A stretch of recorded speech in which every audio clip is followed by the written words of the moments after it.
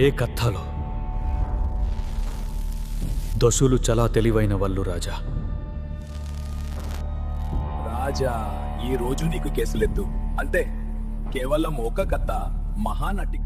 సరే పడా, మా ఇంటికి వెళ్ళి కూర్చుందాం.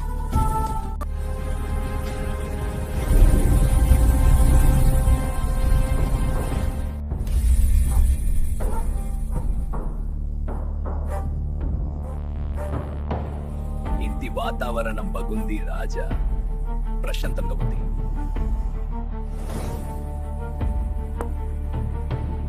ఇది ఒక మనిషి కథ. తన సంపాదనని తన చివరి రోజుల్లో ఉపయోగించుకోలేని ఒక అభాగ్యుడి కథ. ఈ కథ మొదలయ్యింది ఒక ప్రశాంతమైన ఇంట్లో ఎవ్వరూ ఊహించని ఒక చివరి ప్రయాణంతో.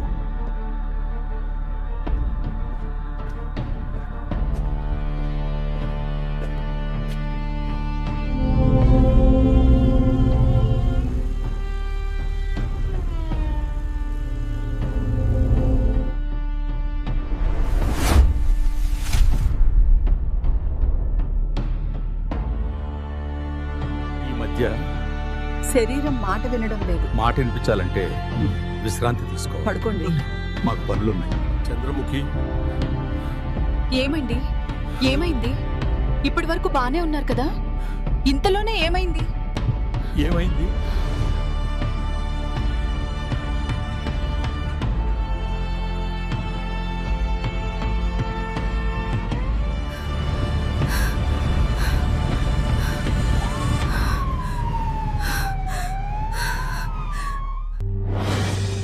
కంగారు పడకే. రామారావు గారికి బ్రెయిన్ క్యాన్సర్.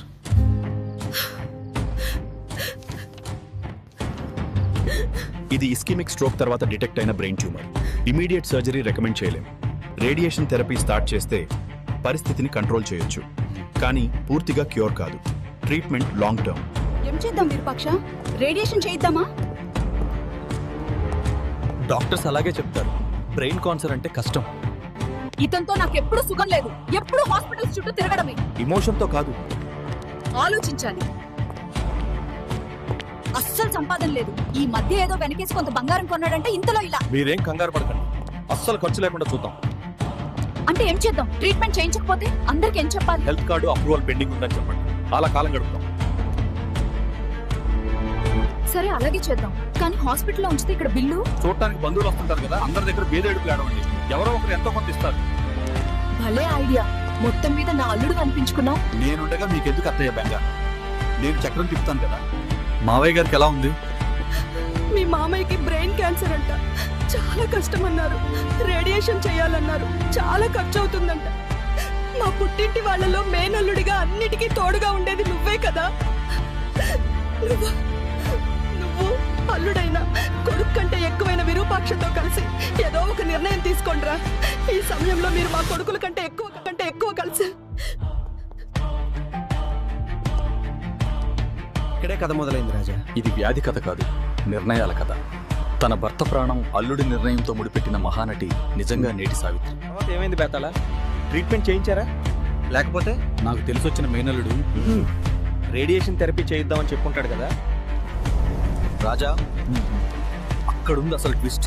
అదే అంచనాలకు అందని చంద్రముఖి ఆలోచన. నిజం చేదు రాజా. చేతిని సరిగ్గా పెట్టండి సార్. చిన్న సూది మాత్రమే.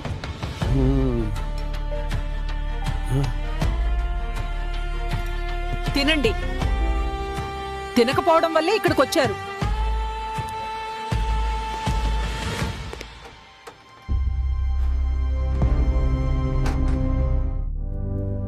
ఎలా ఉంది మామయ్య గారు ఇప్పుడు? ఇప్పుడే కొంచెం బానే ఉంది.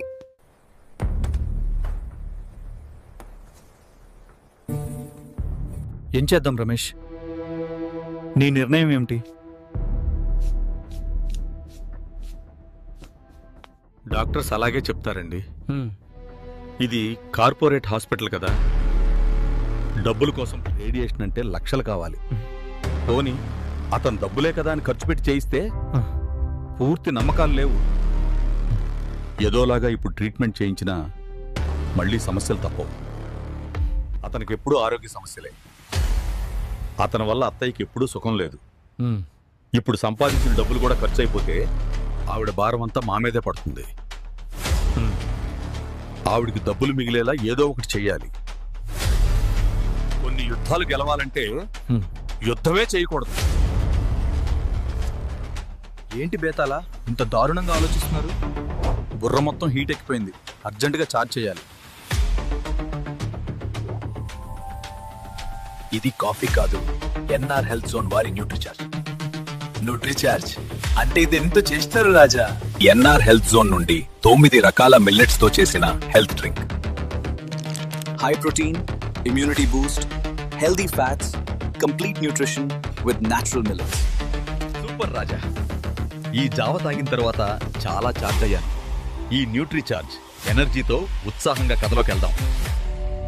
రామారావు గారు ఎలా ఉన్నారు? బాగా నిద్రపోయారా? షుగర్ కొంచెం ఎక్కువ ఉంది. ఇన్సులిన్ ఇచ్చారు కదా, ఇంజెక్షన్ పెడుతున్నారు కదా. రేడియేషన్ ప్లాన్ ఫైనలైజ్ చేయాలి. ఈ 48 గంటలు చాలా కీలకం. Treatment long term. Financial planning కూడా వెంటనే అవసరం.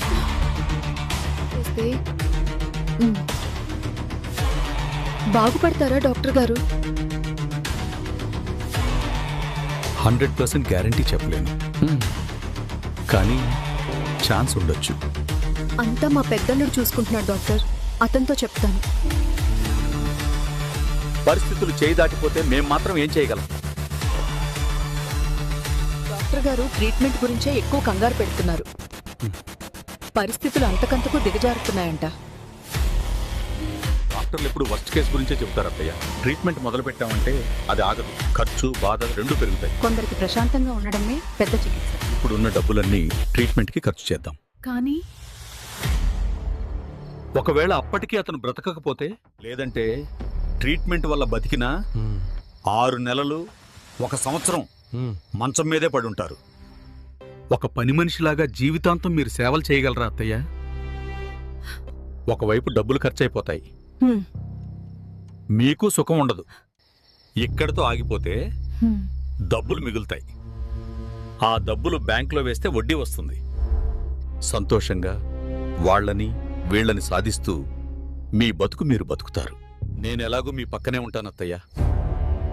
మీతోనే ఉంటాను, అన్నీ చూసుకుంటాను. మరి చిన్న కూతురు, చిన్న అల్లుడు అడిగితే? వాళ్ళు ఇక్కడ లేరు కదా. వస్తానంటే ఎందుకు అనవసరంగా డబ్బులు ఖర్చు అని ఆపండి. అన్నీ చూసుకుంటాను. మరి రెండో కూతురు, దాని భర్త సంగతి అసలే. దానికి నేనంటే అస్సలు పడదు. నా గురించి అన్నీ తెలుసు. వాళ్ళకి మనం అస్సలు అవకాశమే ఇవ్వం కదా. మీరు నేను కలిసి తండ్రి కూతుళ్లను ఎన్నిసార్లు దూరం పెట్టలేదు. అంతే కదా. అనుకున్నది జరిపించుకునే నీ ఆలోచన ముందు తెలుగు టీవీ సీరియల్స్ కూడా బలాదూర్. దానికి నా రాజకీయం కూడా తోడైంది.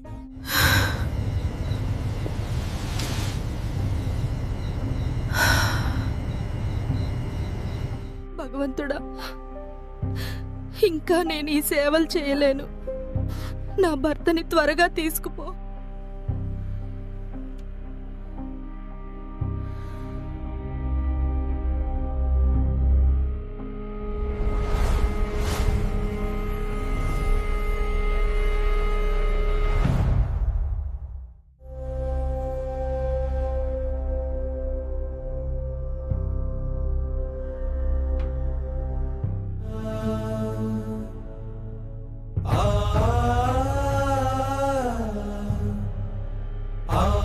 ప్రపంచంలో మొట్టమొదటిసారిగా నా భర్త ప్రాణాలు తీసుకుపో దేవుడా అని అడిగిన మహిళ ఎవరు అని చూడటానికొచ్చాను. నీ భర్త ఆయుష్ తీరిపోలేదు. చికిత్స చేయిస్తే ఇంకొంతకాలం జీవించే అవకాశం ఉంది. ఇలాంటి పరిస్థితుల్లో ఎవరైనా ఎలాగైనా నా భర్తని బతికించండి అని కోరుకుంటారు. కోరుకుంటే బతికేస్తాడా? ఎంతకాలం? రోజులు కాదు యముడా, సంవత్సరాలైంది. మళ్ళీ అతనికి ఆరోగ్య సమస్యలు రావని హామీ ఇవ్వగలరా? నువ్వు గాని ఆ డాక్టర్ గాని? ఇన్ని కబుర్లు చెప్పే బదులు 1 కోటి రూపాయలు డబ్బులు ఇవ్వచ్చు కదా. ఒంటి మీద ఇంత బంగారంతో వచ్చావు. అందులో నాకు 1-2 కేజీలు ఇవ్వచ్చు కదా. లేదు, నీ ఊహకు తగ్గట్టు నేను నీకు కనిపిస్తున్నాను తప్ప ఇది నా అసలు రూపం కాదు. మా అసలైన రూపాలు మానవ మాతృలు చూడలేరు. నన్ను వైతరణి వరకు వెంటాడి తన భర్త ప్రాణాలను కాపాడుకున్న సావిత్రిని చూసిన కంటితో నీలాంటి స్త్రీని చూడటం నా దురదృష్టం. నీ ఆలోచనలన్నీ డబ్బు బంగారం చుట్టూ తిరుగుతున్నాయి తప్ప నీ భర్త ప్రాణాలు కాపాడమని అడగటం లేదు. చంద్రముఖి అంటే ఏమనుకున్నావు? నా భర్త ప్రాణాలు తీసుకెళ్లొద్దు అని నిన్ను బతిమాలుకునే సతీ సావిత్రి అనుకున్నావా? పెళ్ళైన దగ్గర నుండి నా భర్తని చెప్పు చేతుల్లో పెట్టుకున్నాను. 45 ఏళ్లైనా ఇప్పటికి నేను ఏది చెప్తే ఆ 3 పిల్లల్లో 2 నాకు నచ్చిన అల్లుళ్లనే ఎంపిక చేశాను. వాళ్లను కూడా నా కంట్రోల్లో పెట్టుకున్నాను. మధ్యలో ఉన్నది ఒక్కటే, చిన్న వయసులోనే బరి తెగించి లవ్వు గివ్ అంటూ బయటకు వెళ్ళిపోయింది. నా కంట్రోల్లో లేదు. అయినా నా సంగతులన్నీ దానికి బాగా తెలుసు. దానికి వాళ్ళ బాబంటే అబ్బో గొప్ప ప్రేమ. మరి ఈయన కూతురంటే ఇంకా ఇష్టం. నా కంపంటేనే కిట్టదు. అలాంటి దాన్ని తన తండ్రితో ఎలా కలవనిస్తాను? నా భర్త కూతురుపై ప్రేమతో దగ్గరవ్వాలనుకుంటే నా మాస్టర్ ప్లాన్స్ తో వాళ్ళని ఇంకా దూరం చేశాను. నాకు కావాల్సింది పిల్లలు కాదు, నా మాట వినే కుక్క పిల్లలు. అది పెళ్లి చేసుకుని వెళ్ళినప్పుడే కన్నం పడి పాడైన సూట్ కేసుతో పాత బట్టలు ఇచ్చి పంపించాను. అయినా కూడా అది సుఖంగా ఉంది. కానీ అదృష్టం కొద్దీ అక్కడ తన భర్త ఇంట్లో వాళ్ళందరూ బాగా చూసుకోవడంతో దానికి పొగరు పెరిగిపోయింది. నా కాళ్ళ దగ్గరికి వస్తాది అనే నా కోరిక తీరలేదు. అందుకే తన తండ్రి దగ్గర దాని భర్తని ఇద్దరిని ఎప్పటికప్పుడు చెడ్డ చేస్తూ వచ్చాను. అయినా కూడా ఈ నా భర్త ఎప్పుడూ కూడా నా కూతురికి ఏమీ ఇవ్వలేదని అనుకుంటూనే ఉన్నాడు. నాకు తెలియకుండా ఎప్పుడు ఏ డబ్బు తీసుకెళ్లి ఇస్తాడో అని భయపడేదాన్ని. దానికి దాని భర్తకి ఆత్మాభిమానం ఎక్కువ. అది అడ్డు పెట్టుకునే అవకాశం దొరికినప్పుడల్లా నా ప్లాన్స్ ద్వారా వాళ్ళని నా భర్త దగ్గర చెడ్డ చేశాను. ఇప్పుడేమో హాస్పిటల్కి వచ్చి మా డాడీని నేను చూసుకుంటాను, హాస్పిటల్ ఖర్చులు కావాలంటే పెట్టుకుంటానంటుంది. కానీ ఎవరిని ఎక్కడ నొక్కలో నాకు తెలుసు కదా. నా పెద్దల్లుడు విరూపాక్ష ఒప్పుకోడు అని చెప్పాను. ఒకంత డబ్బులంటే ఆశ కలిగినా నా ఇగో ఒప్పుకోలేదు. మళ్ళీ నా పిలక దాని చేతికి ఇవ్వటం ఇష్టం లేక అంబులెన్స్ లోనే అతని తర్వాత నేను ఎలా బతకాలో ప్లాన్ వేసుకున్నాను. ఎక్కడెక్కడి నుంచి ఎంత డబ్బు వస్తుంది, దానితో జీవితం ఎలా బతకాలి అని ఫిక్స్ అయ్యాను. ఇప్పుడు నువ్వు వచ్చి ధర్మం తోకలాంటి కబుర్లు చెప్తే కరిగిపోతాననుకున్నా. సాధ్యమైతే నా భర్తను తీసుకుపో, లేదంటే ముసుకునిపో. ఇప్పుడు అర్థమైందా చంద్రముఖి అంటే ఏమిటో? ఇదంతా నీకెందుకు చెప్పానంటే నేనేంటో తెలియాలి కదా. ఇప్పుడు అర్థమైందా యమా? భర్త చచ్చిపోయాక మూలను కూర్చుని ఏడుస్తూ ఉండే అల్లటప్ప ఆడదని అనుకున్నావా? నా మహానటి పర్ఫార్మెన్స్ తో అందర్నీ ఆడిస్తా.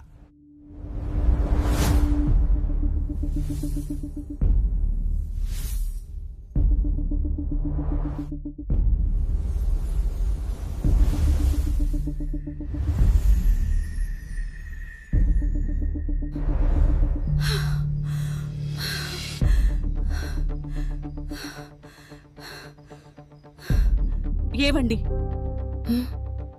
ఏవండి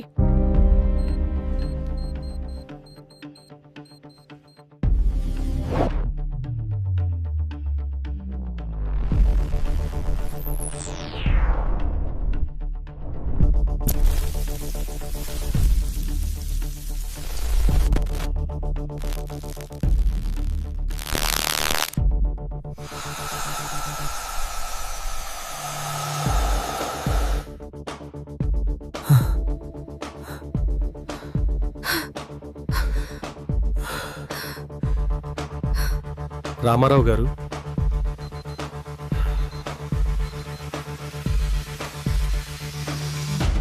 ఆయన వినగలుగుతున్నారు, కానీ మాట్లాడలేకపోతున్నారు. మీరు పిలిచిన మాట చెవుల ద్వారా మెదడుకు చేరుతోంది, కానీ అక్కడి నుంచి మాటగా బయటికి రావడానికి శరీరం సహకరించడం లేదు. పరిస్థితి రోజు రోజుకి విషమిస్తుంది. ఇప్పుడు ఆయన్ని ఐసీయూలో ఉంచాలి. దానికి మీరు సిద్ధమేనా?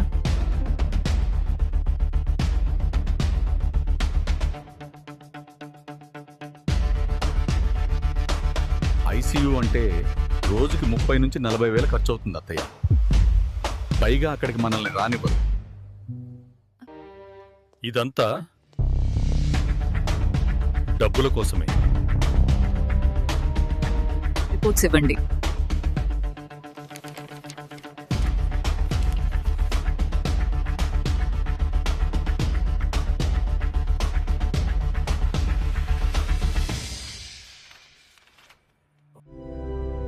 ఇది పీటీ స్కాన్ రిపోర్ట్.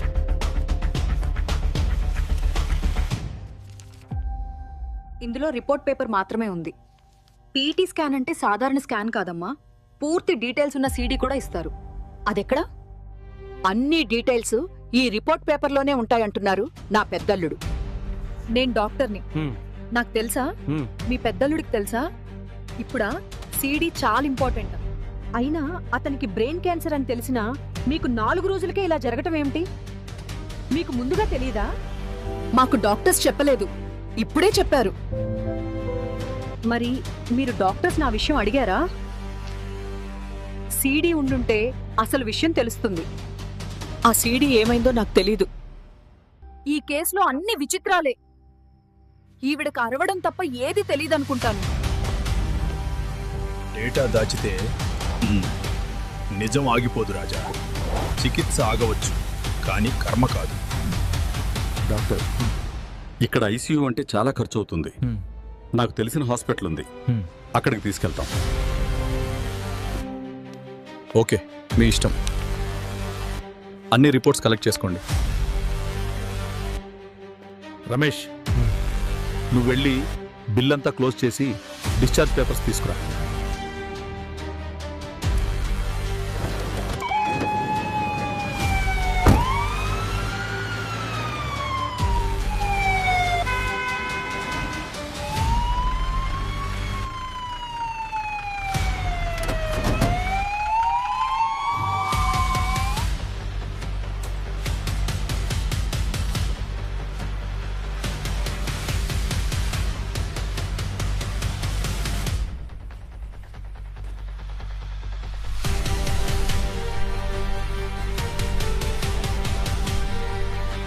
మీరు కౌంటర్లో 10,000 రూపాయలు కట్టండి. ఇది ఫ్రీ హాస్పిటల్ కాదు. మీకు ఇంకా ఏవైనా వివరాలు కావాలంటే రిసెప్షన్లో కనుక్కోండి. ఇది ఫ్రీ హాస్పిటల్ కాదు సార్, చారిటీ హాస్పిటల్. ఇక్కడ మెంబర్షిప్ ఉన్న వారికి మాత్రమే ఫ్రీ. ₹1 డబ్బులు మిగులుతాయి కదా అని అక్కడి నుంచి ఇక్కడ తీసుకొచ్చాం. ఇక్కడ ఐసీయూకి రోజుకి 5,000 అంటున్నారు. ₹1 డబ్బులు మిగులుతాయి కదా అని అక్కడి నుంచి ఇక్కడ తీసుకొచ్చారా? ముందుగా కనుక్కోలేదమ్మా? నాకు మాత్రం ఏం తెలుసు రమేష్? మా మామయ్య చెప్తే తీసుకొచ్చాను. పోనీ ఇక్కడే ఐసీయూలో ఉంచుదామంటే ఇతను ఎన్ని రోజులు ఇలా ఉంటాడో తెలియదు. ఒకవేళ ఎక్కువ రోజులుంటే అమ్మో డబ్బులు ఖర్చు అయిపోతాయి. నేనుండగా అలా జరగనిస్తానా? ఇక్కడే జనరల్ వార్డులో ఉంచుతాం. పెద్దగా ఖర్చు ఉండదు. 500తో అయిపోతుంది.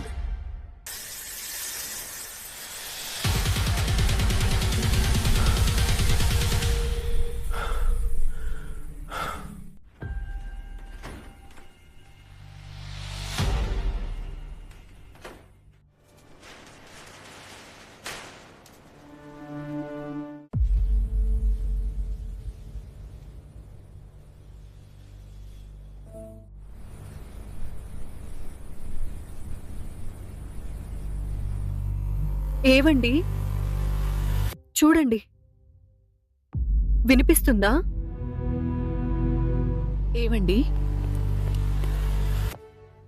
చూడండి, మీకోసం మీ అన్నయ్య కొడుకు కోడలు వచ్చారు.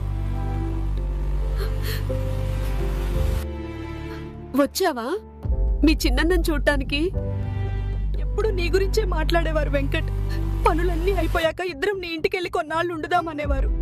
కానీ ఈలోగా ఇలా జరిగిపోయింది.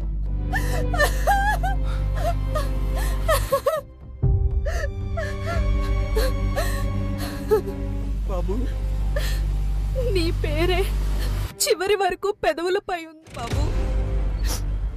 నీ గురించే చెప్పేవారు. నువ్వంటే చాలా ఇష్టం అతనికి.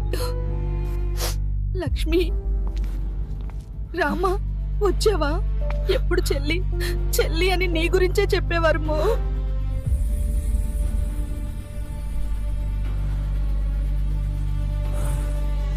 ఏమండి, చూడండి, మాట్లాడండి. నా మాటలు మీకు వినిపిస్తున్నాయా? ఎవరైనా కనిపిస్తున్నారా మీకు పైన? మా అన్నయ్య పిలుస్తున్నాడా? రా బావా అంటున్నాడా? లేదా మీ అన్నయ్య పిలుస్తున్నాడా? తమ్ముడు రారా అంటున్నాడా? ముగ్గురు పైనే మాట్లాడుకుందాం.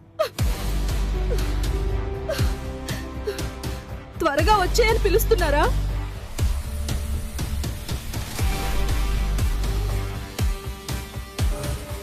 అత్తయ్య, ఊరుకోండి.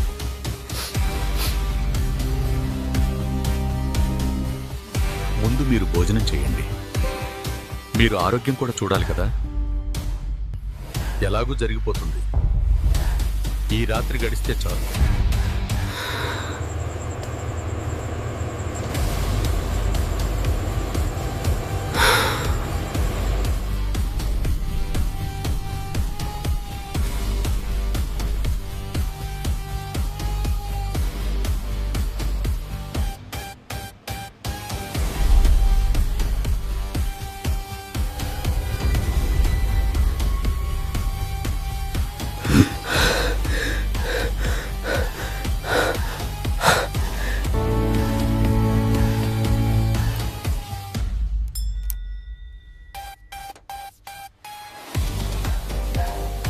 సారీ, పేషెంట్ ఇక లేరు.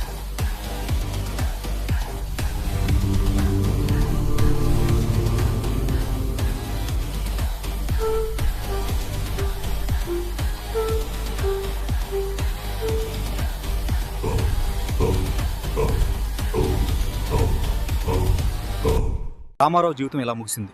జీవితమంతా కష్టపడి సంపాదించాడు, కానీ ఆ కష్టం.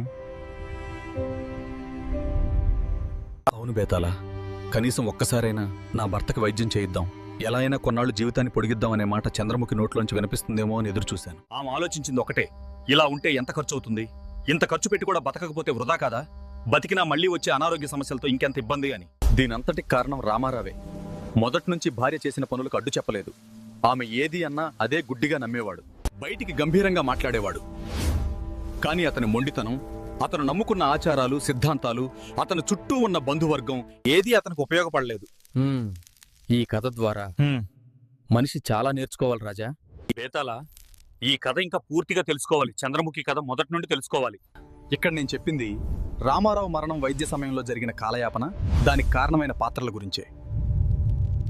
మిగిలిన కథ, పాత్రల అంతర్గత నిజాలు మరొకసారి చెప్తాను, ఎందుకంటే నీకు పరిష్కరించాల్సిన కేసులు ఇంకా చాలా ఉన్నాయి రాజా.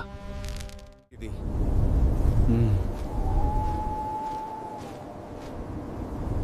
మనిషి చేసిన పనిలా లేదు రాజా. ఇంకా మొదలు కాలేదు.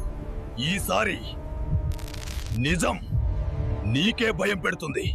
విక్రమ్, ఎదురు చూస్తున్నాను.